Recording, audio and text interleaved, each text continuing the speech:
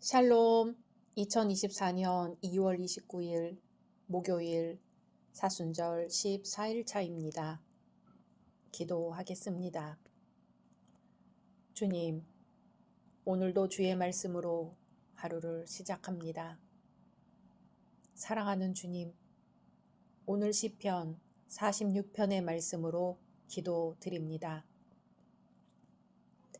하나님은 우리의 피난처시요 힘이시니 환난 중에 만날 큰 도움이시라. 아멘. 주님, 오늘 우리의 피난처가 되어 주옵소서. 우리의 힘이 되어 주옵소서. 환난 중에 만날 큰 도움이 되어 주옵소서. 예수님의 이름으로 기도드립니다. 아멘. 오늘의 말씀은 시편 46편입니다. 하나님은 우리의 피난처시요 힘이시니 환난 중에 만날 큰 도움이시라. 그러므로 땅이 변하든지 산이 흔들려 바다 가운데에 빠지든지 바닷물이 솟아나고 뛰놀든지 그것이 넘침으로 산이 흔들릴지라도 우리는 두려워하지 아니하리로다. 셀라. 한 시내가 있어 나뉘어 흘러 하나님의 성 곧 지존하신 이의 성소를 기쁘게 하도다.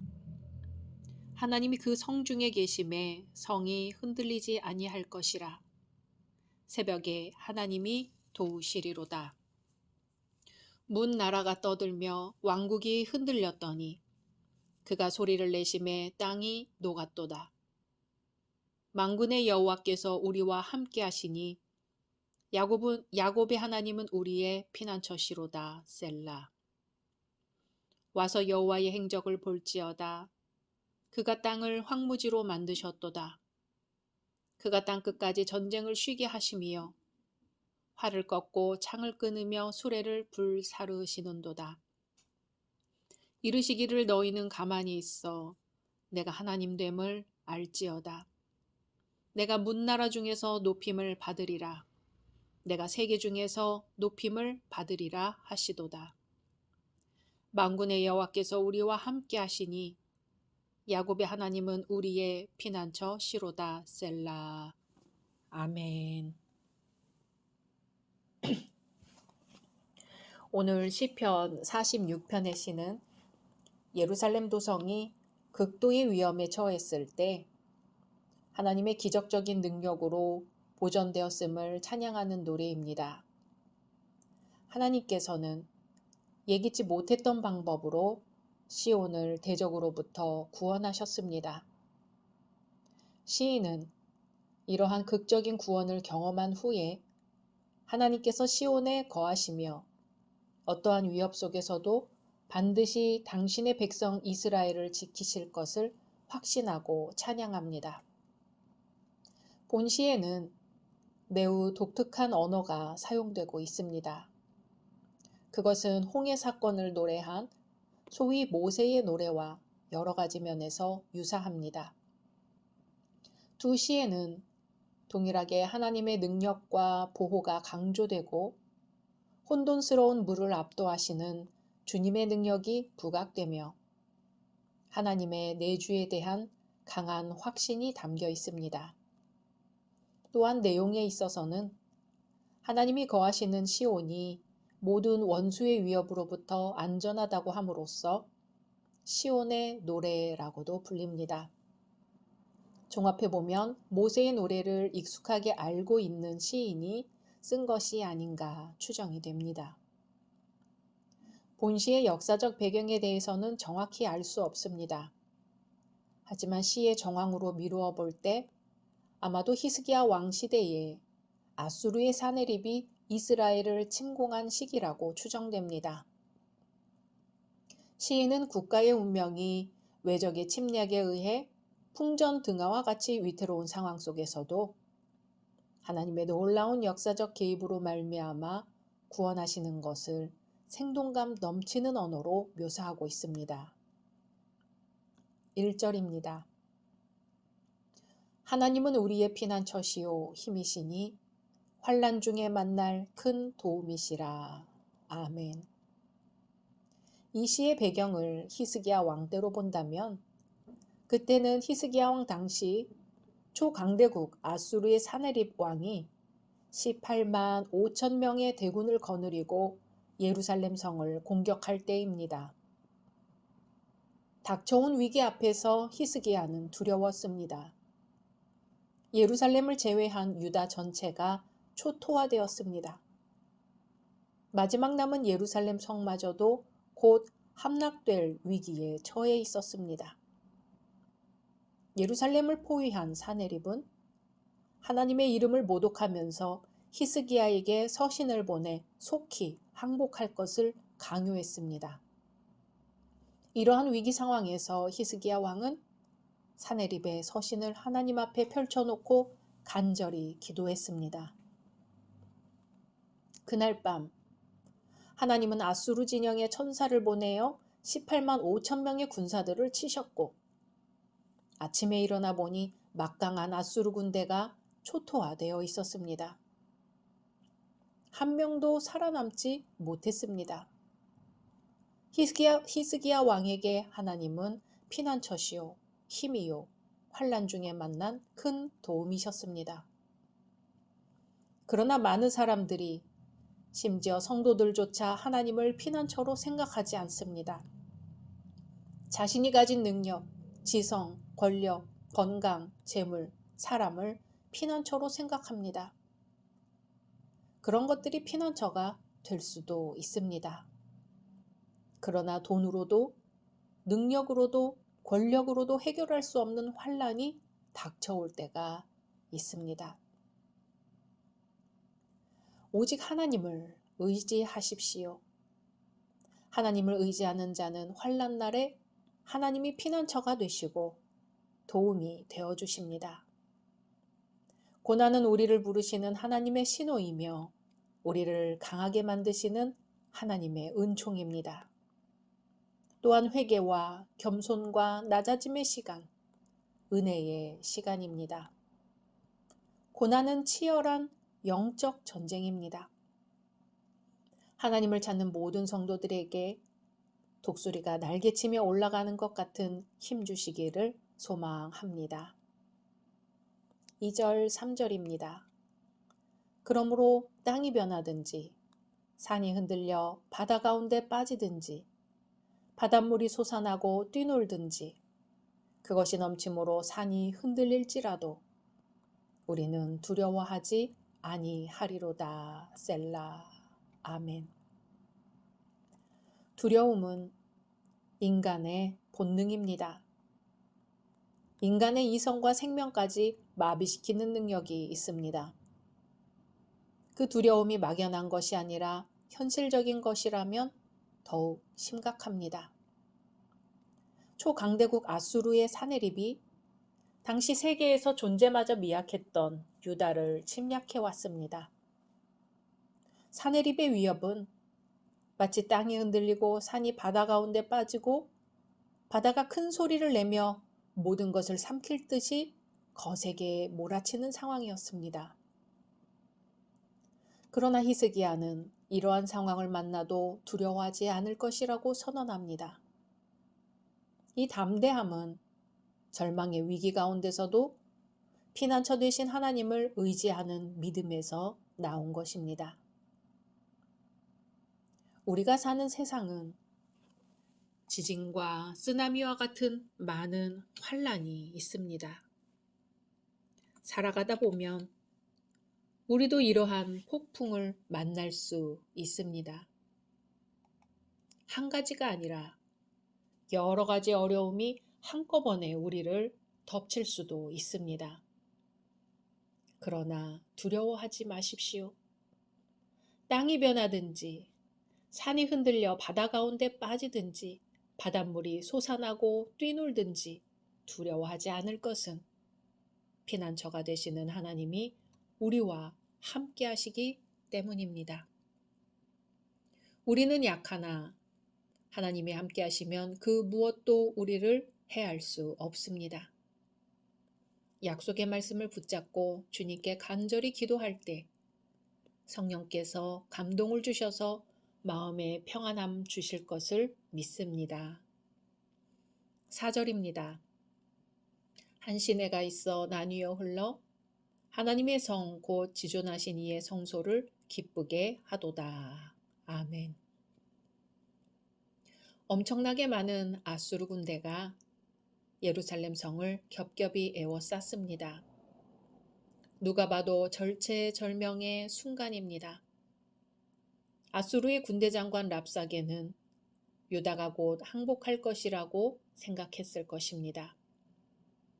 그러나 예루살렘 성은 동요하지 않았습니다. 성 안이 갈증과 굶주림으로 인해 어려움을 겪게 되었지만 그곳에는 한 시내가 흐르고 있었습니다. 그 물은 실로암 연못을 중심으로 흘러나와 당시 포위된 예루살렘의 중요 식수가 되었습니다. 유다 백성들은 예루살렘을 두루 적시는 시냇물로 인해 생명을 유지할 수 있었습니다. 그런데 본절의 한 시내는 실로암 연못물만이 아닙니다. 영적으로 근원 되시는 하나님으로부터 나오는 생명의 물줄기입니다. 하나님의 은혜의 물줄기입니다. 생명의 물줄기입니다. 하나님의 은혜가 예루살렘 성을 에워싸고 도는 것입니다. 그래서 하나님의 백성은 하나님의 은혜로 인해 환난 가운데서도 안전하게 보존되며 두려워하지 않고 평안함을 누릴 수 있었습니다. 오늘날 예루살렘 성은 교회입니다. 하나님의 은혜와 평안과 복의 통로는 교회입니다. 교회는 하나님께서 임재하시는 곳, 하나님의 영광과 거룩함이 가득한 곳, 성령의 역사가 강물처럼 흘러나가는 곳입니다. 하나님이 계시는 성전에서 성령의 강물이 흐릅니다. 예수님을 믿으면 성령의 강물이 우리 마음속에 흐르고 우리가 거하는 곳에 흘러 넘치게 됩니다. 우리 열린교회 모든 성도님들의 마음에서 온 세상으로 성령이 흘러 넘치게 하시기를 소망합니다. 교회의 성령의 생수가 흘러 넘치게 하십시오. 환난의 때에 엎드려 기도함으로 성령의 강물이 더욱 흘러 넘치게 해야 합니다. 5절입니다. 하나님이 그 성중에 계심에 성이 흔들리지 아니할 것이라. 새벽에 하나님이 도우시리로다. 아멘. 우리의 피난처 되시는 하나님은 우리가 가는 곳, 우리가 있는 곳에서 항상 함께 계십니다. 하나님께서 우리와 함께 계시니 흔들리지 않습니다. 환난의 밤이 깊어갈 때 희망의 새벽이 다가오고 있습니다. 지금 이 시간 새벽에 하나님이 각 가정을 방문하시어 도와주시기를 소망합니다. 가정의 모든 문제가 해결되기를 소망합니다. 땅이 흔들리고 산이 흔들리는 것 같은 일들이 주님의 은혜로 잠잠하게 되고 해결되고 길이 열리게 되기를 소망합니다. 이 시간 새벽에 주님의 도움의 손을 꽉 붙드시기를 소망합니다. 11절입니다.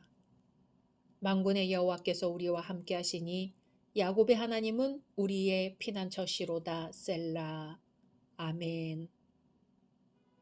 우리와 함께 하시는 하나님, 과거에도 함께 하셨고 현재에도 함께 하시며 미래에도 함께 하실 하나님이 오늘 우리의 피난처 되어 주실 것을 믿고 감사드립니다. 각자 말씀 묵상하신 후 주기도문으로 마치겠습니다.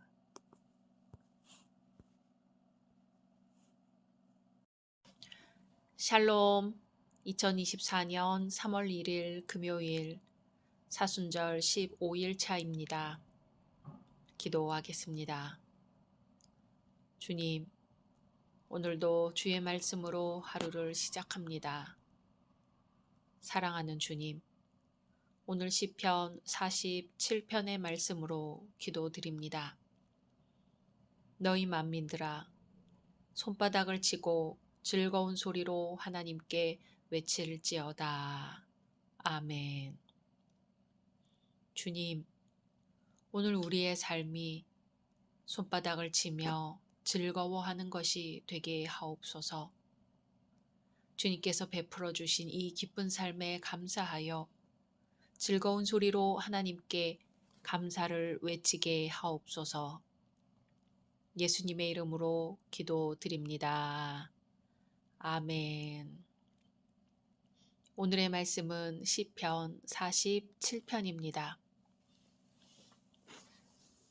너희 만민들아 손바닥을 치고 즐거운 소리로 하나님께 외칠지어다. 지존하신 여호와는 두려우시고 온 땅의 큰 왕이 되심이로다. 여호와께서 만민을 우리에게 나라들을 우리 발 아래에 복종하게 하시며 우리를 위하여 기업을 택하시나니 곧 사랑하신 야곱의 영화로다. 셀라.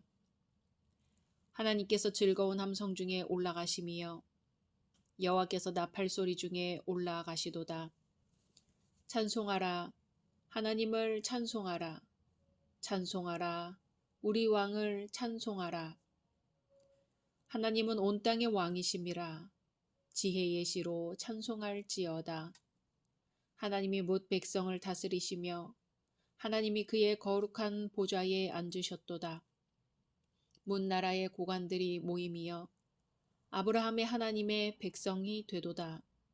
세상의 모든 방패는 하나님의 것임이여 그는 높임을 받으시리로다. 아멘.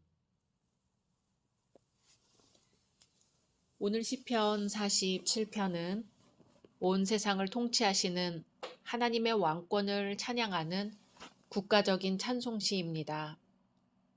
본 시는 신년에 하나님이 이스라엘의 왕이 되신 것을 고백하고 감사하는 의식으로서 매년 첫날이 드리는 신년제에서 사용되었습니다.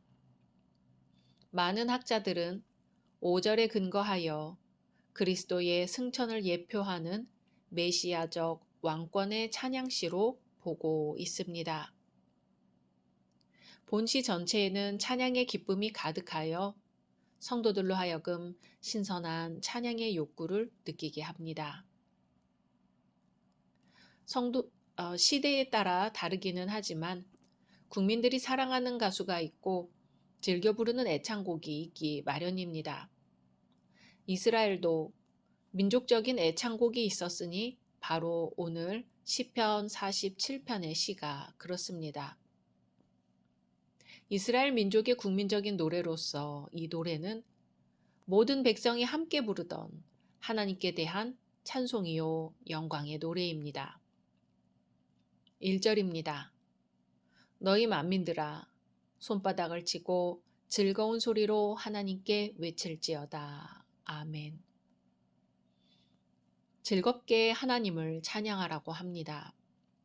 손바닥을 치고라는 표현이 나오는데요. 우리 마음속에 기쁨이 넘칠 때, 감격스러울 때 자연히 손바닥을 치게 됩니다. 손바닥을 치고라는 말씀에는 그런 자연스러운 의미가 있습니다. 무엇이든지 억지로 하는 것은 좋은 것이 아니지요. 마음에서 우러나오는 자연스러운 것이 좋습니다. 성도들은 입술로만 찬송을 부를 것이 아니라 마음으로 찬송을 불러야 합니다. 또 손뼉을 치는 것과 외치는 소리는 예루살렘의 왕 즉위식과 관련된 전문 용어라 할 수 있습니다. 여기서는 온 우주의 왕이 되시는 하나님을 찬양하며 충성을 맹세하는 것을 나타냅니다. 우리 마음속 깊은 곳에서 하나님을 향한 손바닥을 치는 뜨거운 찬송이 있기를 소망합니다. 2절입니다. 지존하신 여호와는 두려우시고 온 땅에 큰 왕이 되심이로다. 아멘. 시인은 1절에서 하나님을 환호할 것을 촉구하였는데요. 2절에서 4절까지 그 이유를 말해주고 있습니다. 즐거운 소리로 하나님을 찬양해야 하는 이유는 지난날 하나님이 행하신 일 때문이라는 것입니다. 온 땅이 경외해야 할 두려운 분이고 온 땅의 큰 왕이심으로 온 세계 만민의 찬양을 받기에 합당하신 분이라고 합니다. 3절입니다. 여호와께서 만민을 우리에게, 나라들을 우리 발 아래 복종하게 하시며. 아멘. 3절 4절은 과거에 이스라엘이 가나안 땅을 정복한 사건을 회상하며 노래하고 있습니다. 여호수아 시대로부터 시작된 정복 전쟁은 다윗 시대에 가서 마무리되었습니다. 이스라엘을 대적하는 모든 나라들은 발 아래에 있게 되었는데요. 발 아래에 있다는 것은 다스림을 받는 위치에 있다는 것을 뜻합니다. 전쟁의 상황에서 이 표현은 완전한 정복을 의미한 것으로서 승리한 군사는 패배한 군사의 목에 발을 얹는 관습이 있었습니다. 시인은 지존하시고 온 땅을 지배하시는 왕이신 하나님께서 이렇듯 이방 민족을 완전히 정복하게 하셨음을 찬양하고 있습니다. 4절입니다. 우리를 위하여 기업을 택하시나니 곧 사랑하신 야곱의 영화로다. 셀라. 아멘. 기업은 하나님의 택한 백성 이스라엘이 하나님께로부터 받은 소유를 의미합니다. 우리가 하나님의 자녀, 하나님의 후사가 되어 기업을 얻게 된 것은 우리의 뜻에 의한 것이 아니라 하나님의 뜻에 의한 것이기 때문에 더욱 감격하여 감사할 수 있는 것입니다. 야곱의 영화는 야곱의 영화로운 기업으로 은총의 선물인 이스라엘 땅을 가리킵니다. 야곱은 하나님이 사랑하시는 자로 나타납니다. 이스라엘을 위하여 기업을 택하신 하나님의 행위는 과거뿐 아니라 현재에도 지속되고 있다는 말씀입니다. 5절입니다. 하나님께서 즐거운 함성 중에 올라가시며 여호와께서 나팔 소리 중에 올라가시도다. 아멘. 여기서는 하나님께서 보좌인 영광스러운 곳에 오르는 모습을 묘사하고 있습니다. 하나님이 올라가신다는 것은 스스로 내려오셨다는 것을 전제로 하지요. 하나님은 주의 백성의 구원을 위하여 싸우시기 위하여 내려오신 것입니다. 백성은 대적들로부터 구원을 받았고 하나님께서는 영광의 보좌로 올라가시는 것이죠. 6절입니다. 찬송하라. 하나님을 찬송하라. 찬송하라. 우리 왕을 찬송하라. 아멘. 본절에서는 찬양하라는 동사가 4번 반복되고 있습니다. 이스라엘 백성들은 그들이 사는 날 동안 목소리와 악기로 여호와를 찬양하며 여호와의 이름을 찬양했습니다. 수금, 10줄 비파, 소고 등도 모두 하나님을 찬양하기 위한 것이었습니다. 7절입니다. 하나님은 온 땅의 왕이심이라 지혜의 시로 찬송할지어다. 아멘. 6절에서 우리 왕이라고 했는데 이제는 온 땅의 왕이 되신다고 외칩니다. 하나님을 찬양하는 이유가 나오지요. 하나님은 온 땅을 지배하시는 분이기 때문입니다. 하나님 앞에서 모든 이방의 신들이 무릎을 꿇습니다. 지혜의 시로 찬송하라는 것은 최상의 노래로 찬양하라는 뜻입니다. 8절입니다. 하나님이 뭇 백성을 다스리시며 하나님이 그의 거룩한 보좌에 앉으셨도다. 아멘. 하나님은 그 보좌에 오르실 뿐 아니라 친히 온 세상을 굽어 살피시고 아무리 작은 구석이라도 빼놓지 않고 다스리고 계십니다. 여기서 뭇 백성이라는 것은 특정한 민족들, 특히 가나안 안팎에 거하는 백성들을 가리키는 용어로 사용되었습니다. 이들은 이스라엘로 말미암아 쫓겨났지요. 때로 이스라엘은 하나님의 시험과 심판으로 말미암아 그들 가운데서 살아야 했습니다.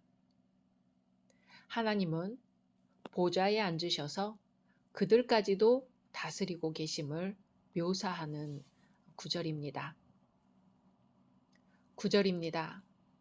문나라의 고관들이 모임이여 아브라함의 하나님의 백성이 되도다. 세상의 모든 방패는 하나님의 것임이여 그는 높임을 받으시리로다. 아멘. 하나님께서 이방 민족들을 모이게 한 이유는 그들로 하여금 아브라함의 하나님의 백성이 되게 하기 위함입니다. 아브라함은 거짓 신을 섬기는 조상을 버리고 참 하나님이신 여호와만을 섬기기로 작정한 사람입니다. 하나님은 아브라함을 복과 저주의 통로로 사용하셨습니다. 아브라함은 하나님에 의해 선택되었고 복을 받았는데 그 이유가 아브라함을 통하여 모든 열방이 하나님의 복을 받게 하기 위함이었습니다. 이스라엘의 원수되었던 민족들이 하나님의 백성이 되고 여호와의 보좌 앞에 모여 아브라함의 하나님의 백성이 된다는 것입니다. 그래서 모든 백성들이 즐거운 마음으로 하나님의 백성이 되려고 모여들고 하나님 앞에 무릎을 꿇고 엎드립니다. 하나님은 하나님을 신뢰하는 모든 사람들에게 방패가 되어 주십니다. 사랑하는 열린 성도 여러분, 하나님은 경배와 찬양을 받으시기에 합당하신 분입니다. 마음에 찬송이 있으면 어디서 무슨 책임을 맡든지 기쁨으로 감당하게 됩니다. 마음에 찬송이 있으면 그 향기가 주변을 진동하여 다른 사람들이 그 향기에 이끌려 주님께로 나아오게 됩니다. 마음에 찬송이 있으면 기적이 일어납니다.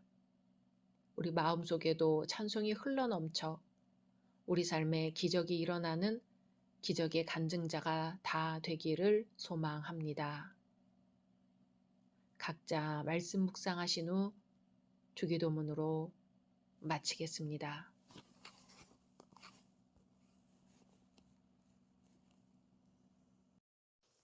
샬롬.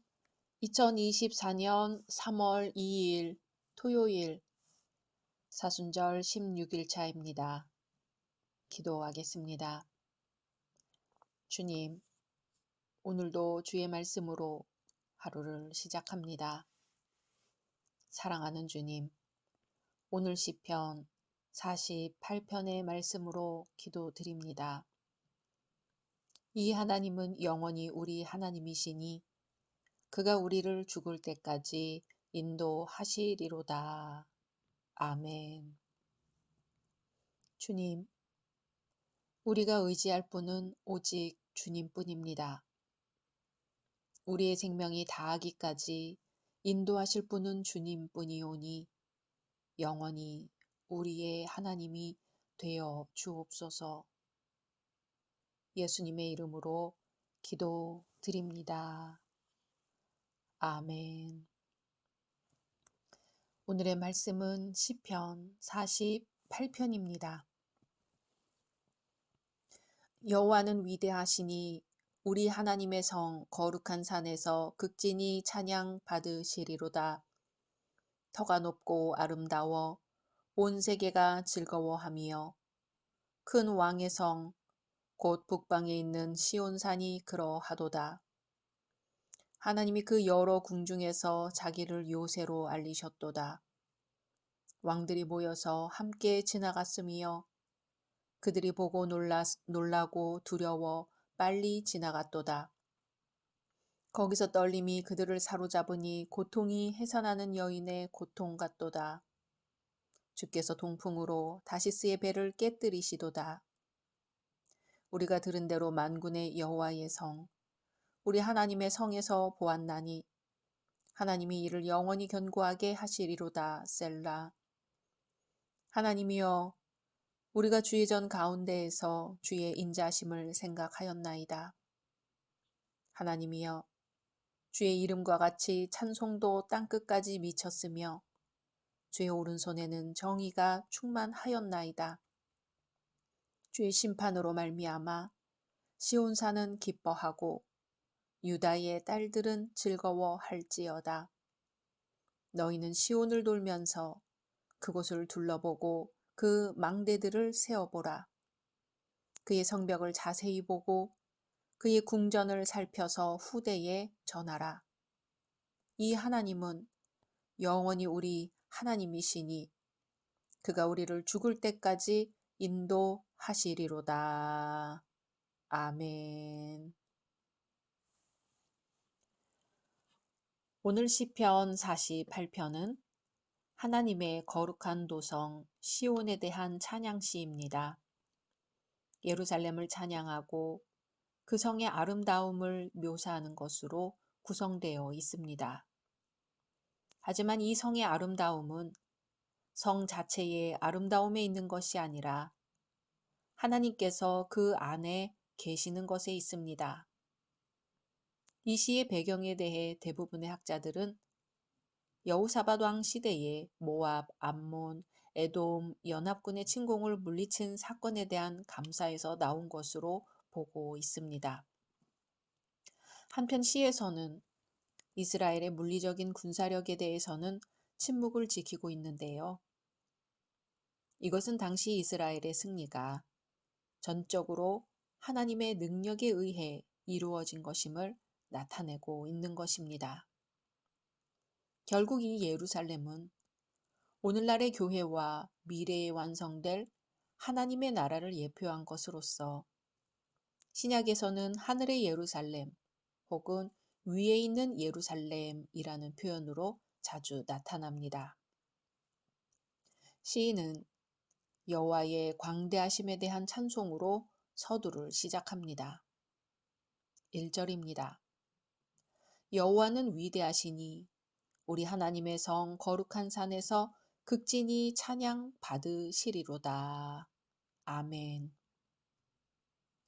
위대하심이란 하나님께서 일하시는 방식이 인간의 이지를 초월하여 위대하시다는 의미입니다. 하나님은 무궁한 지혜를 소유하고 계시므로 인간이 도저히 상상할 수 없는 방식으로 역사하십니다. 시인은 이러한 하나님의 속성을 묵상하면서 권능과 기사를 통하여 예루살렘을 보호하신 하나님을 높이고 있습니다. 이어서 시인은 시온의 영광을 선포합니다. 2절, 3절입니다. 터가 높고 아름다워 온 세계가 즐거워하며 큰 왕의 성 곧 북방에 있는 시온산이 그러하도다.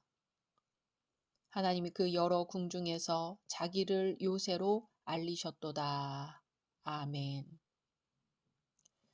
여기서 시온의 아름다움은 결코 외적인 풍모나 장엄함에 있지 않고 오직 하나님의 임재하심에 근거하고 있습니다. 시온은 여호와의 내주하심으로 피난처가 되며 복의 전달자가 됩니다. 그러므로 하나님과 함께하는 예루살렘 백성들의 삶은 이방 민족들의 귀감이 되며 동시에 부러움의 대상이 됩니다. 그런데 시인은 하나님에 대해 단지 이스라엘의 주라고 제한하지 않고 온 세계의 왕이며 피난처라고 합니다. 하나님께서는 민족과 인종을 초월하여 당신을 찾는 모든 자에게 기꺼이 피난처가 되어 주십니다. 이어서 시인은 강대한 힘을 소유한 나라들이 하나님의 능력을 통해 완전히 패배당했음을 비유법으로 묘사합니다. 4절, 5절입니다. 왕들이 모여서 함께 지나갔으며 그들이 보고 놀라고 두려워 빨리 지나갔도다. 아멘. 여기서 왕들이 누구를 가리키는지 정확히 알 수는 없습니다. 남유다 왕 아하스 때 예루살렘을 침공했으나 이기지 못한 아람 왕 르신과 북이스라엘 왕 베가를 가리킬 수도 있고 남유다 왕 히스기야 때에 아수르 왕 사네립이 점령지의 왕들과 함께 침공했던 것을 가리킬 수 있습니다. 왕들이 누구였든지 간에 놀라서 급히 자리를 떴다는 거지요. 하나님께서 예루살렘이라는 요새를 보호하시기 위해 임재하신 것을 보고 두려워서 급히 지나쳐갔다는 겁니다. 그런데 여기서 시인은 이스라엘의 군사력이나 전술에 대해서는 일체의 언급을 하지 않습니다. 이것은 침략 세력의 패배 원인이 이스라엘의 힘에 있지 않고 오직 하나님의 간섭과 능력에 달려 있음을 보여줍니다. 대적들은 하나님께서 허용하시는 동안에는 그 위용을 자랑할 수 있겠으나 하나님께서 작정하신 날이 임하면 아무리 강성한 세력도 풍비박산나고 마는 것입니다. 오늘날의 우리도 인간적인 비교를 통하여 교만이나 절망에 빠지지 말고 오직 하나님의 도움을 구하며 담대하게 나가야 하겠습니다. 이어서 시인은 만군의 여호와라는 표현을 합니다. 8절입니다. 우리가 들은 대로 만군의 여호와의 성, 우리 하나님의 성에서 보았나니 하나님이 이를 영원히 견고하게 하시리로다. 셀라. 아멘. 예루살렘은 만군의 여호와의 성으로서 영원히 안전하게 보존될 것입니다. 이스라엘이 안전한 것은 전적으로 하나님의 보호하심 때문입니다. 시인은 그것을 경험했습니다. 이미 경험했기 때문에 어떠한 위험과 공격 속에서도 시온은 결코 무너지지 않고 건재할 것을 확신합니다. 마찬가지로 신약시대에 살고 있는 우리는 하나님께서 내주하시는 성령의 전입니다. 성령의 전으로서 우리 교회가 결코 무너지지 않을 것을 믿습니다. 이어지는 말씀은 하나님의 인자하심과 긍휼에 대한 찬송입니다. 9절입니다. 하나님이여, 우리가 주의 전 가운데에서 주의 인자심을 생각하였나이다. 아멘. 대대로 경건한 자들은 하나님의 위대한 일들을 깊이 묵상했습니다. 그 묵상은 경건한 독서 그 이상의 것이었습니다. 그들은 하나님의 완전하심에 대한 계시를 낙으로 삼고 기뻐하여 감사의 제물을 드렸습니다. 사실 우리의 인생도 회고해보면 하나님께서 베푸신 긍휼이 우리가 당한 슬픔과 고통보다 훨씬 강렬함을 알 수 있습니다.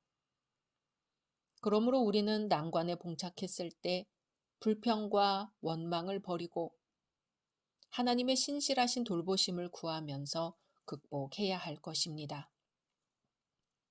하나님의 구원과 사랑은 무한하며 오묘합니다. 시인은 이런 하나님의 성품을 감지하면서 더욱 열정적으로 찬양할 수 있었습니다. 11절입니다.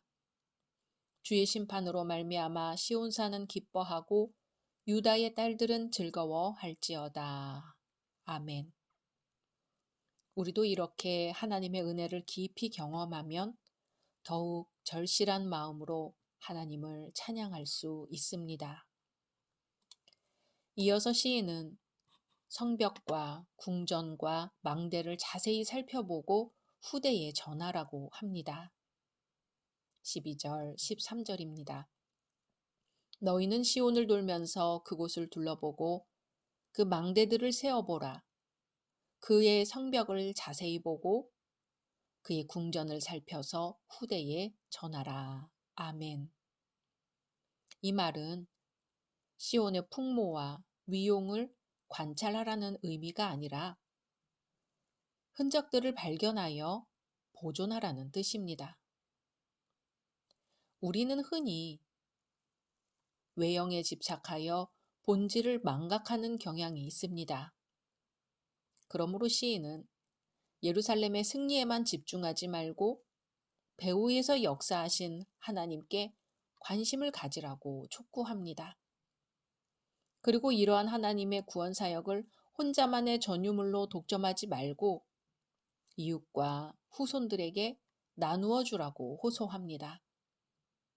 그리고 하나님의 인도가 죽음 너머의 세계로 연장될 것을 확신합니다.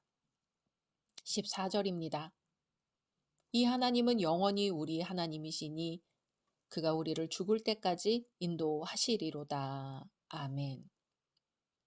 죽을 때까지를 뜻하는 히브리어는 죽기까지, 죽음을 넘어서 라는 뜻이 있습니다.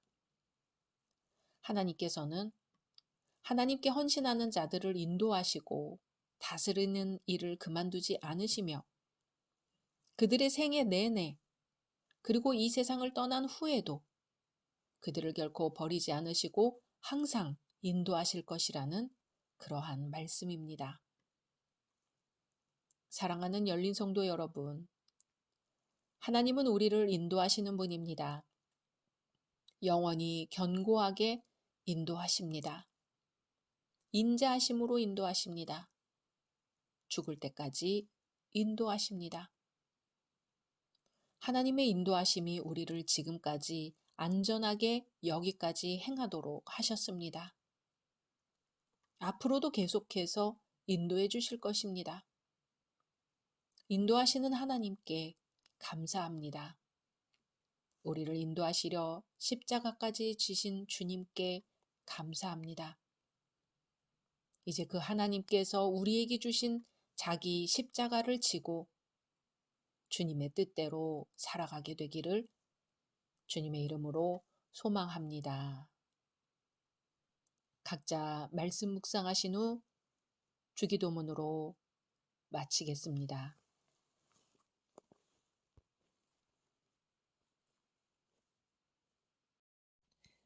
샬롬. 2024년 3월 5일 화요일 사순절 18일차입니다. 기도하겠습니다.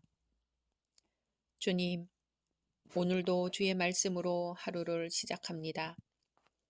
사랑하는 주님, 오늘 시편 49편의 말씀으로 기도드립니다.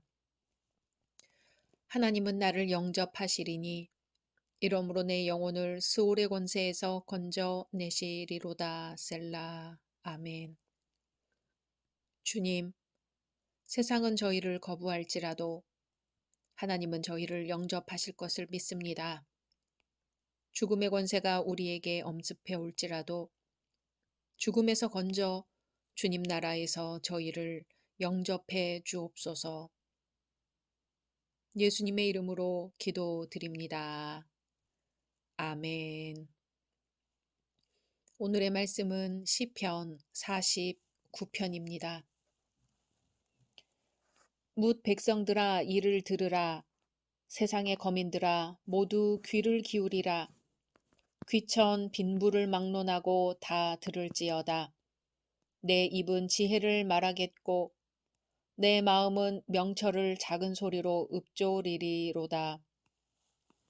내가 비유에 내 귀를 기울이고 수금으로 나의 오묘한 말을 풀리로다. 죄악이 나를 따라다니며 나를 애워싸는 환난의 날을 내가 어찌 두려워하랴. 자기의 재물을 의지하고 부유함을 자랑하는 자는 아무도 자기의 형제를 구원하지 못하며 그를 위한 속전을 하나님께 바치지도 못할 것은 그들의 생명을 속량하는 값이 너무 엄청나서 영원히 마련하지 못할 것임이니라.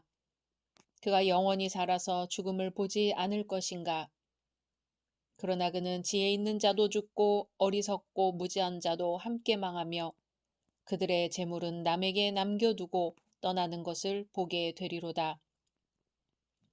그러나 그들의 속생각에 그들의 집은 영원히 있고 그들의 거처는 대대에 이르리라 하여 그들의 토지를 자기 이름으로 부르도다. 사람은 존귀하나 장구하지 못하며 멸망하는 짐승 같도다. 이것이 바로 어리석은 자들의 길이며 그들의 말을 기뻐하는 자들의 종말이로다. 셀라. 그들은 양같이 스올에 두기로 작정되었으니 사망이 그들의 목자일 것이라. 정직한 자들이 아침에 그들을 다스리리니 그들의 아름다움은 소멸하고 스올이 그들의 거처가 되리라. 그러나 하나님은 나를 영접하시리니 이러므로 내 영혼을 스올의 권세에서 건져내시리로다. 셀라. 사람이 지부하여 그의 집에 영광이 더할 때에 너는 두려워하지 말지어다. 그가 죽음에 가져가는 것이 없고 그의 영광이 그를 따라 내려가지 못함이로다.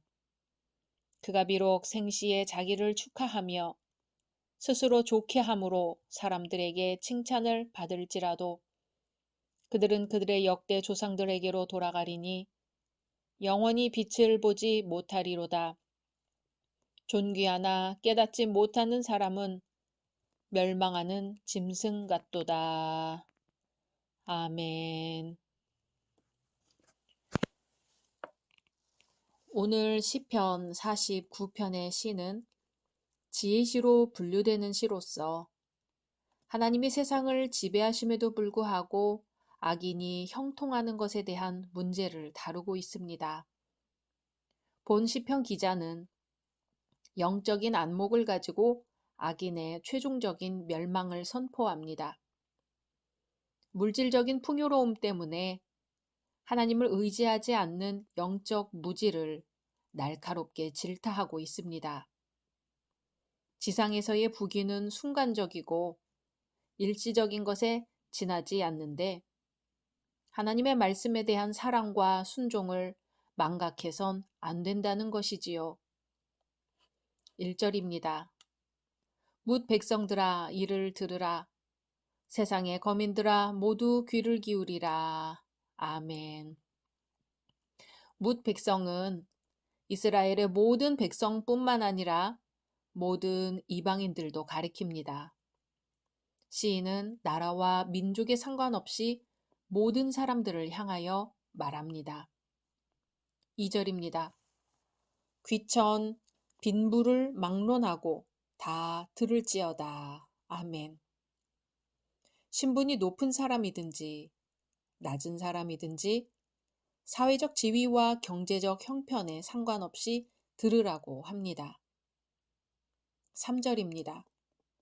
내 입은 지혜를 말하겠고 내 마음은 명철을 작은 소리로 읊조리리로다. 아멘. 여기서는 앞에서 들으라, 귀 기울이라 한 것에 대한 이유가 나옵니다. 그것은 지혜를 말하겠다는 거죠. 여기서 말하는 지혜는 인간의 목적에 대한 참된 지식과 이해에 관한 지혜입니다. 사람은 이 목적에 맞게 자신의 삶을 이끌 수 있습니다. 이러한 지혜는 인간의 천재성에서 생성되는 것이 아니라 위로부터 주어져야 합니다. 그러므로 주님의 발 아래에서 배우지 않은 사람이 교회를 위하여 필요한 참된 지식을 말한다는 것은 불가능합니다. 내 마음은 명철을 작은 소리로 읊조린다는 것은 자신이 하나님께로부터 배운 것을 내놓고자 한다는 말입니다. 교회에서 교사의 직책을 가진 사람은 하나님께서 자신에게 맡겨주신 어떤 진리를 다른 사람들에게 전하기 전에 그 자신이 먼저 그 진리를 하나님에게서 배우고 받아들여야 합니다. 4절입니다. 내가 비유에 내 귀를 기울이고 수금으로 나의 오묘한 말을 풀리로다. 아멘. 비유에 귀를 기울이겠다는 것은 음악가가 다른 사람들에게 연주하기 전에 자기 귀를 사용하여 악기를 조율하는 것과 마찬가지로 그 비유를 말하기 전에 먼저 배워서 그 비유가 적절하다고 여긴 후에 가르칠 것이란 말입니다. 1절에서 시인이 지혜를 들으라고 했던 것은 자신의 가르침이 개인적인 통찰력이나 노인 세대에서 배운 교훈에서 생긴 것이 아니라 주 하나님께서 하신 말씀에 귀 기울여 받은 것이기 때문입니다. 또 수금으로 나의 오묘한 말을 풀리로다 하는데요. 오묘하다는 것은 모호하고 충분히 이해가 되지 않는 그러면서도 중대한 어떤 것을 가리킵니다. 예를 들어 생명과 죽음의 문제 같은 것들이죠. 시인은 하나님께 받은 오묘한 말을 음악에 맞추어 수금으로 전달하려고 합니다. 선지자들의 사역은 음악과 긴밀하게 연결되어 있습니다. 시인은 지혜와 수금을 연결시킴으로써 음악을 통해 지혜를 가장 효과적으로 전달하려고 하는 것입니다. 5절입니다. 죄악이 나를 따라다니며 나를 에워싸는 환난의 날을 내가 어찌 두려워하랴. 아멘. 두려움에 휩싸이게 하는 상황은 사악함이 세력을 떨치고 원수들이 사납게 날뛰는 상황입니다. 그런 환난의 날을 어찌 두려워하겠는가 하는 것이죠. 이어 6절에서 8절은 자기의 재물을 의지하고 부유함을 자랑하는 자는 자기 형제를 구원하지 못하며 하나님께 속전도 바치지 못할 것이라고 합니다. 시인이 관찰하며 깨달은 것은 힘과 재물이 아무리 권력을 행사한다 하여도 형제의 생명을 속량할 수는 없다는 것이죠. 왜냐하면 생명을 속량하는 값은 헤아릴 수 없기 때문입니다. 구약에서 특별히 생명의 가치는 매우 높게 평가됩니다. 하나님께서는 자기 백성의 피를 귀하게 여기심으로 그들을 압제와 폭력에서 보호하시고 구하십니다. 사람이 자기 능력으로는 자신의 생명을 구속할 수 없고 하나님만이 구속자가 되시기 때문에 아무리 재물이 많은 사람일지라도 두려워하거나 부러워하지 말아야 한다는 것입니다. 9절입니다. 그가 영원히 살아서 죽음을 보지 않을 것인가. 아멘.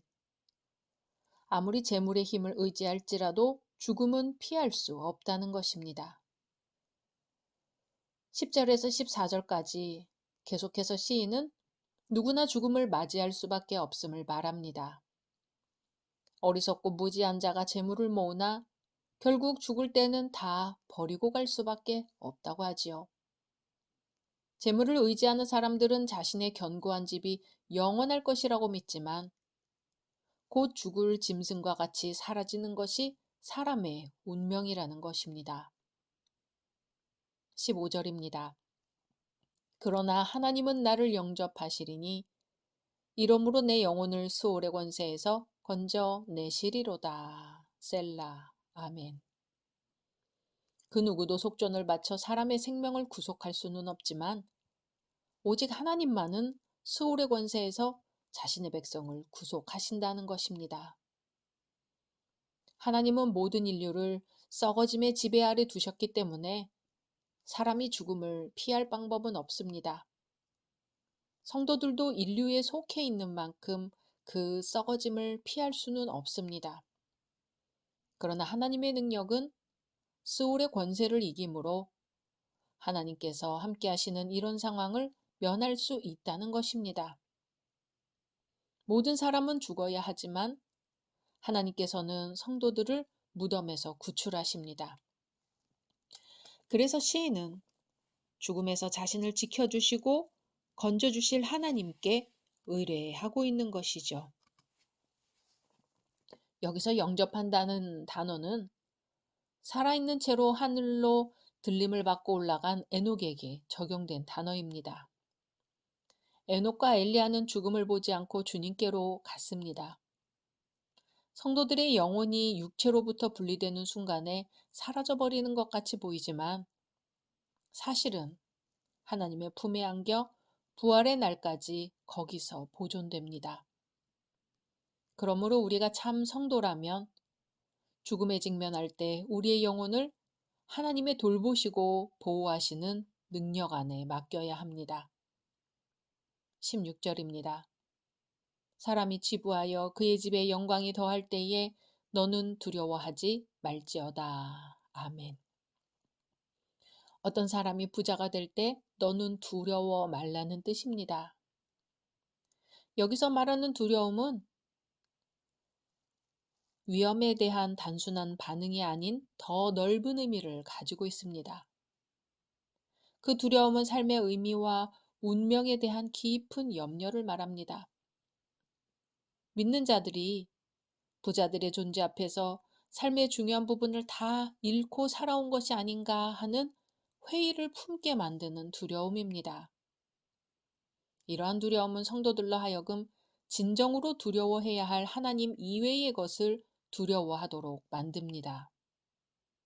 그러므로 두려워하지 말지어다 하는 것은 악한 자들이 거대해지고 강력해지는 것을 볼 때, 부자들이 자기들의 재물을 남용하여 강성해질 때 하나님의 자녀는 당황하거나 주눅들거나 무기력해지거나 회의적이 되지 말라는 말씀입니다. 여기서 죽음의 문제를 다루는 목적이 부자들을 정죄하기 위해서가 아니라 성도들을 교훈하고 위로하기 위한 것임을 알 수 있습니다.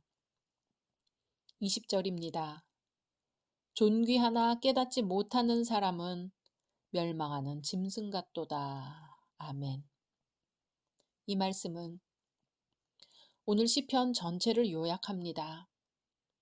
아무리 이 땅에서 부귀영화를 누린다 할지라도 하나님과 단절된 사람은 멸망하는 짐승과 같다는 것이 시인이 깨달은 지혜입니다. 인생의 진정한 복은 하나님의 임재를 느끼며 하나님과 동행하는 것입니다. 하나님은 여러 가지 방식으로 우리에게 의사를 전달하십니다. 미리 말씀으로 우리에게 제시하신 바가 있으며 살아가는 동안 만나는 수많은 사건들을 통하여 뜻을 전하기도 하십니다. 그것을 깨닫고 알려면 세미한 음성에 귀 기울이는 능력이 꼭 필요합니다. 보이는 이웃에게 해야 할 일이 있듯이 보이지 않는 하나님을 향하여 우리가 해야 할 일이 분명히 있습니다. 그 모든 일을 하는데 가장 중요한 것 중 하나는 귀 기울여 듣는 것입니다. 오늘 세미한 주님의 음성을 듣는 귀한 날 되시기를 소망합니다. 각자 말씀 묵상하신 후 주기도문으로 마치겠습니다.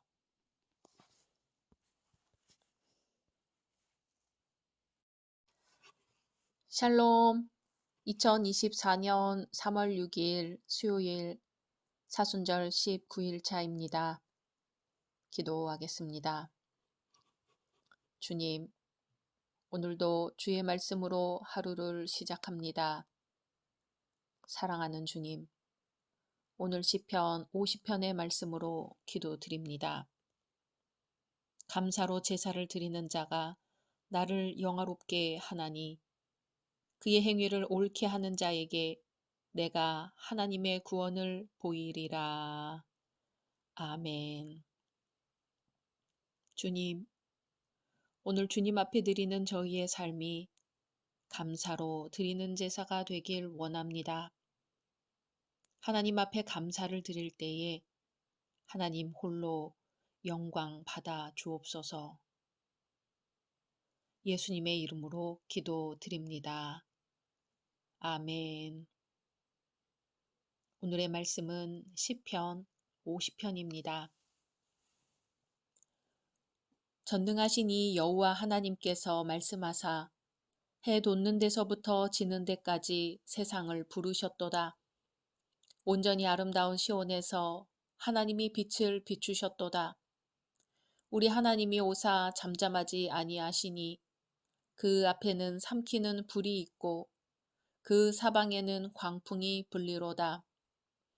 하나님이 자기의 백성을 판결하시려고 위 하늘과 아래 땅에 선포하여 이르시되 나의 성도들을 내 앞에 모으라. 그들은 제사로 나와 언약한 이들이니라 하시도다. 하늘이 그의 공의를 선포하리니 하나님 그는 심판장이시미로다. 셀라. 내 백성아 들을지어다. 내가 말하리라. 이스라엘아 내가 네게 증언하리라. 나는 하나님 곧 내 하나님이로다. 나는 내 재물 때문에 너를 책망하지는 아니하리니 내 번제가 항상 내 앞에 있음이로다. 내가 내 집에서 수소나 내 우리에서 순념소를 가져가지 아니하리니 이는 삼림의 짐승들과 뭇 산의 가축이 다 내 것이며 산의 모든 새들도 내가 아는 것이며 들의 짐승도 내 것이미로다. 내가 가령 주려도 내게 이르지 아니할 것은 세계와 거기에 충만한 것이 내 것임이로다. 내가 수소의 고기를 먹으며 염소의 피를 마시겠느냐. 감사로 하나님께 제사를 드리며 지존하신 이에게 내 소원을 갚으며 환난 날에 나를 부르라. 내가 너를 건지리니 내가 나를 영화롭게 하리로다. 악인에게는 하나님이 이르시되 내가 어찌하여 내 율례를 전하며 내 언약을 내 입에 두느냐.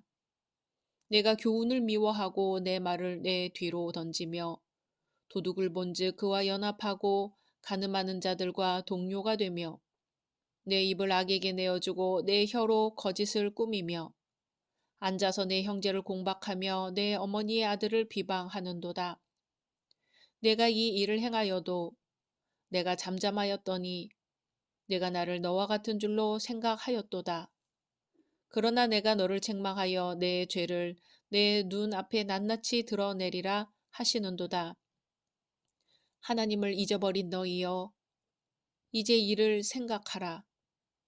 그렇지 아니하면 내가 너희를 찢으리니 건질 자 없으리라. 감사로 제사를 드리는 자가 나를 영화롭게 하나니 그의 행위를 옳게 하는 자에게 내가 하나님의 구원을 보이리라. 아멘. 오늘 시편 50편의 표제어는 아삽의 시입니다. 그래서 본시는 아삽이 지은 것으로 알려져 있습니다. 아삽은 다윗이 법궤 앞에서 하나님께 찬양을 돌리도록 지명한 레위 성가대의 대장이었습니다. 본시는 기도시나 찬미시가 아니라 교훈시로서 하나님에 대한 사랑과 순종이 동반되지 않은 율법주의적인 신앙의 배단을 경고하고 있습니다. 제물을 드릴 때 예물 속에 담겨야 할 자신의 마음을 드리지 않는 이스라엘 백성들에게 하나님은 형식적인 예배 행위를 책망하시는 것이죠. 온전한 마음으로 예배할 것을 명령하십니다. 특히 7절부터 마지막 절까지 시인의 입을 빌리지 않고 하나님께서 직접 화법으로 말씀하시고 있어 더욱더 생생하고 감동적인 느낌을 줍니다. 150편의 시편 중 아삽의 이름이 붙어있는 시편들은 모두 12편입니다. 본시가 그 첫 번째 시에 해당합니다. 다윗 시대에 활동했던 성가대 지휘자 3명 중 한 사람이었습니다. 아삽은 레위인이었고 그의 후손들은 오래도록 성전 음악가라는 직분을 물려받았던 것으로 보입니다. 1절입니다. 전능하신 이 여호와 하나님께서 말씀하사 해 돋는 데서부터 지는 데까지 세상을 부르셨도다. 아멘. 해 돋는 데서부터 지는 데까지는 온 세상, 곧 온 우주 전체를 말합니다. 부르셨다라는 말은 부르다, 초대하다, 선포하다, 읽다란 의미입니다. 이는 수고하고 무거운 짐진 자들을 초대하시는 주님의 부르심입니다. 또한 양 우리의 문을 열고 그가 자기 양의 이름을 각각 불러 인도하여 내느니라 하신 목자 되신 주님의 부르심입니다. 5절입니다. 이르시되 나의 성도들을 내 앞에 모으라. 그들은 제사로 나와 언약한 이들이니라 하시도다. 아멘. 성도는 인자한, 자비한, 선한, 경건한, 거룩한 사람을 뜻합니다. 하나님 앞에서뿐만 아니라 사람 앞에서도 성도는 인자하고 자비하고 선하고 경건하고 거룩한 사람이어야 합니다. 하나님께서 구별하신 사람들이기 때문입니다. 또 성도는 하나님과 언약을 맺은 자입니다. 언약은 계약을 뜻하지요. 하나님은 아브라함과 짐승을 쪼개어 둘로 갈라놓고 그 가운데로 지나가며 언약을 맺었습니다. 약속을 어기면 그 짐승처럼 쪼개진다는 것이지요. 약속은 쪼개어질 수 없는 하나라는 것입니다. 하나님과 언약을 맺은 성도는 이미 하나님과 하나입니다. 성도는 제사로 하나님과 언약을 맺은 자입니다.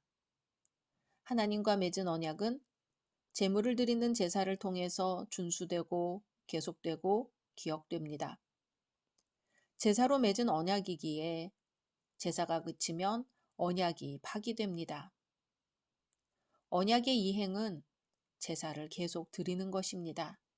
그 제사가 바로 오늘날 예배이죠. 너희 몸을 하나님이 기뻐하시는 거룩한 산 제사로 드리라.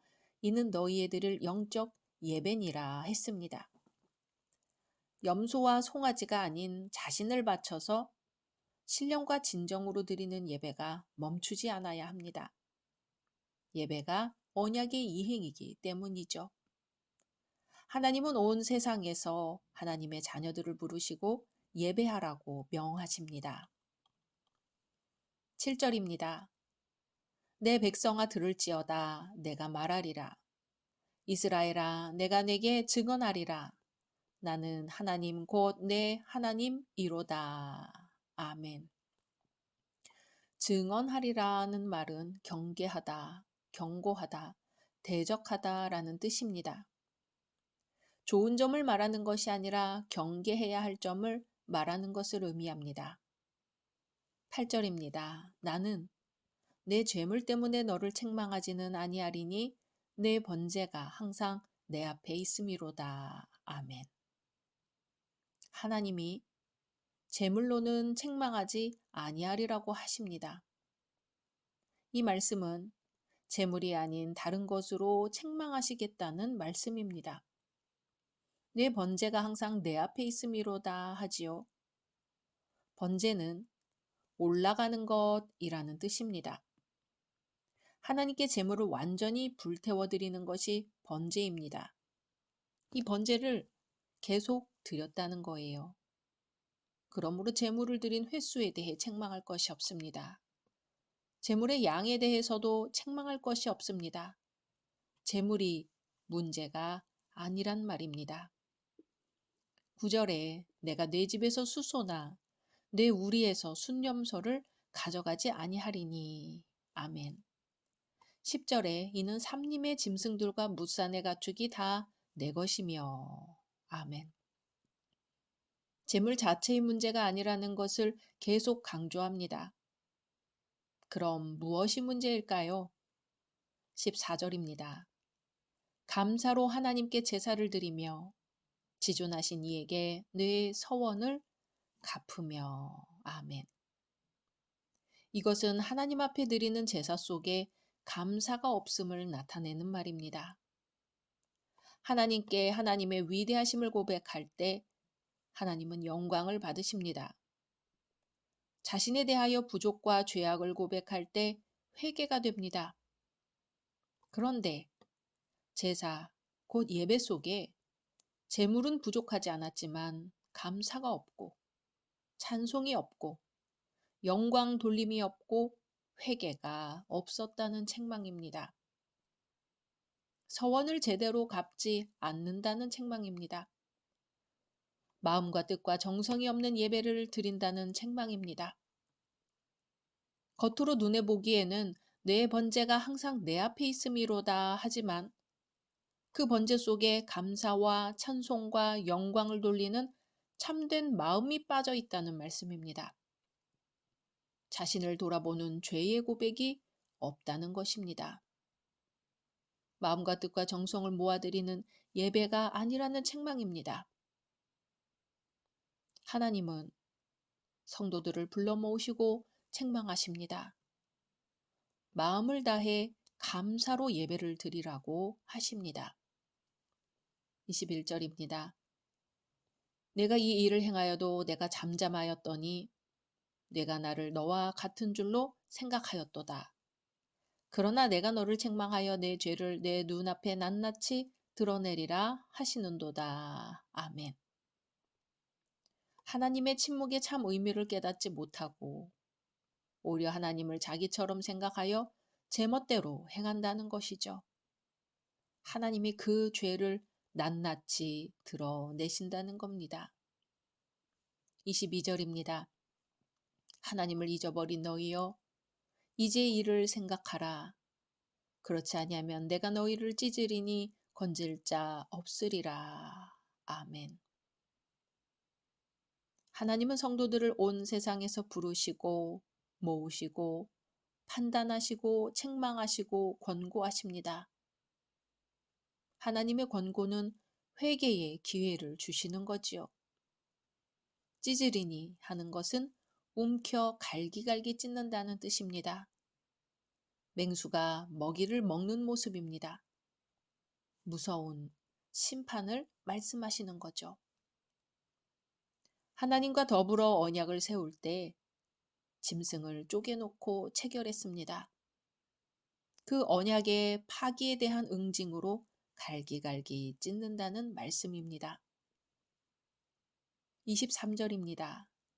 감사로 제사를 드리는 자가 나를 영화롭게 하리니 그의 행위를 옳게 하는 자에게 내가 하나님의 구원을 보이리라. 아멘. 하나님께서는 나를 영화롭게 하려면 감사로 제사를 드리라고 말씀하십니다. 감사의 예배를 드리라고 하십니다. 회개하여 복을 받으라는 권고이며 진정 하나님을 영화롭게 하는 예배를 드리라는 권고입니다. 오늘날도 하나님은 해 돋는 데서부터 해 지는 데까지의 성도들을 부르십니다. 그 전능하신 하나님께서 말씀하십니다. 감사하라. 감사로 예배를 드리라. 하나님을 영화롭게 하려면 감사로 예배를 드리라는 말씀입니다. 오늘 우리의 삶이 하나님 앞에 정성껏 드리는 예배가 되기를 소망합니다. 오늘 우리의 삶이 감사로 넘치기를 소망합니다. 온전한 감사, 하나님을 기쁘시게 하는 감사, 하나님이 받으시는 감사가 되어 오늘날 우리 모두의 삶이 감사로 충만해지기를 소망합니다. 오직 예수 그리스도를 통해 주시는 구원의 은총이 오늘 우리의 삶에 가득하기를 주님의 이름으로 축원합니다. 각자 말씀 묵상하신 후 주기도문으로 마치겠습니다.